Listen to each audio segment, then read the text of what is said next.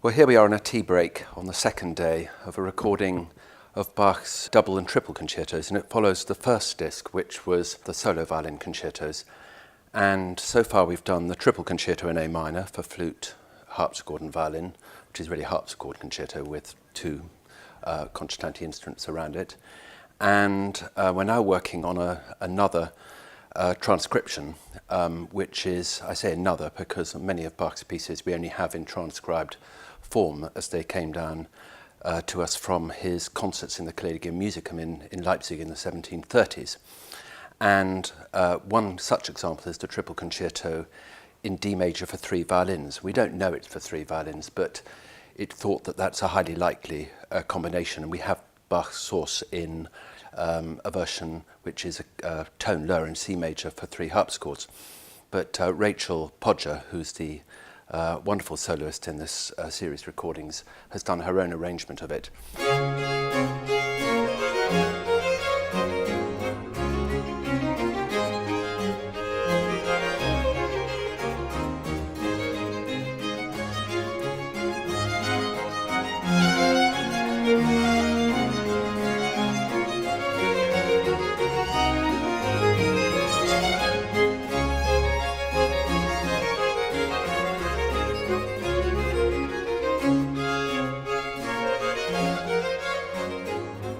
We're in this wonderful church which gives us, apart from a bit of traffic noise, it gives us a chance to really play the pieces with a lot of air around, because it's a wonderful, large Victorian church, and we can really think about how this music comes across in a large space, which means you can consider all sorts of other options, including possibilities for Jared Sachs, the engineer, in getting very close, but also knowing how to use the space in an imaginative and creative way.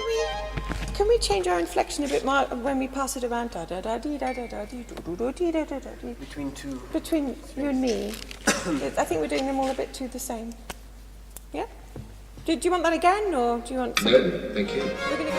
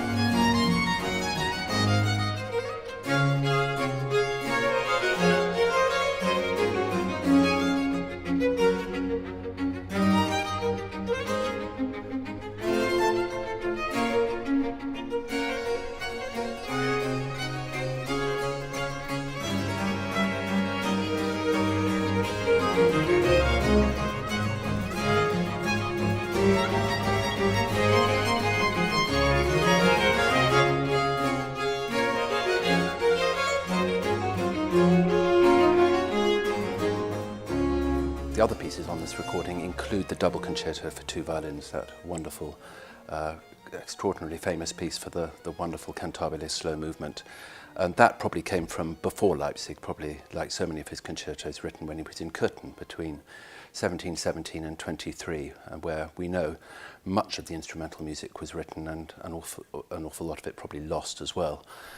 And the other piece, which we've already recorded, is the concerto for oboe and violin, again probably an earlier piece which survives in a source only for two harpsichords, for again Collegium Musicum probably. So there's this wonderful program of four concertos. I think I mentioned them all: the A minor triple concerto for flute, harpsichord and violin, the one I've just described, the three violins, the violin and oboe concerto in D minor, and the double concerto original for two violins. Where you put a crescendo. Well, we don't do that anymore. Okay. We start that really soft. That could be good. Yeah. Rachel and I have done a lot of recording together for Channel Classics and with Jared Sachs, the engineer as well.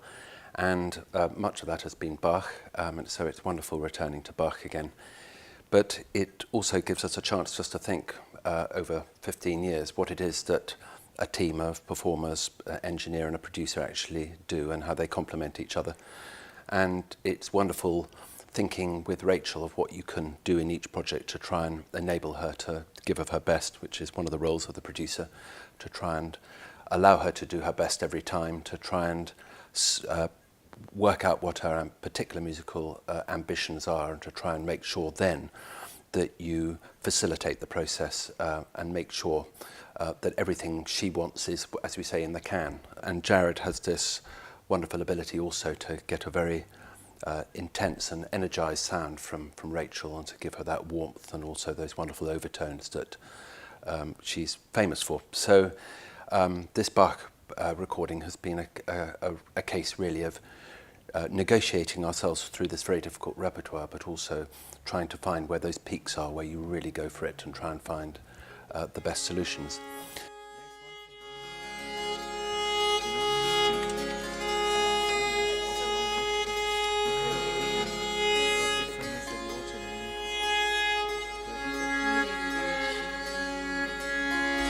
Just to remind us that in '62, we go back to the hierarchy of the feel there.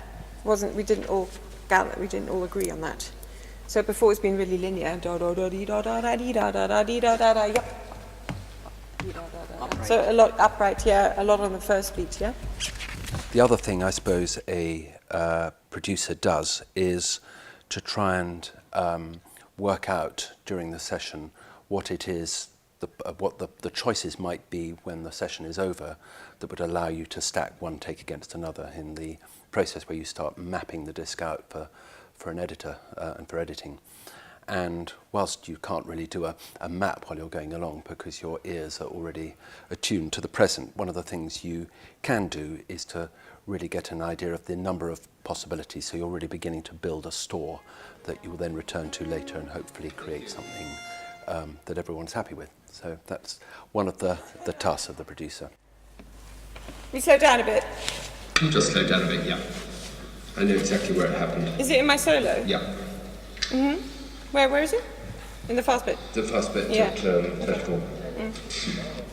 I think these 4 concertos, I don't think they've been assembled before in quite this way before, and we hope that they will provide a very interesting journey through this wonderful music until we do the 3rd volume. I haven't quite thought what will be on that, but there's lots of lovely music still to do.